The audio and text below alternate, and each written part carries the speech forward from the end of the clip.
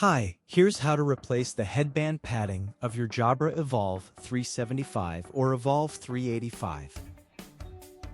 Your Evolve 3 is made with recycled materials and is designed to be repairable, with replaceable parts such as batteries and ear cushions.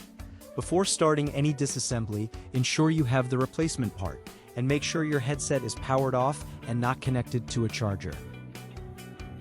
Now that your headset is ready for disassembly, let's begin the headband padding replacement. To remove the existing padding, insert the flat tip of the spudger between the headband and the padding. Use the spudger to pry the padding away from the headband. Move the spudger along the headband at regular intervals. When one side of the cushion has been separated, grip the padding tightly at one end and pull the padding away from the headband. Align and push the replacement headband padding into the headband until the clips are secure and there are no gaps. That's it! Now you can go back to using your Evolve 3 headset. For more information and support, visit jabra.com/support.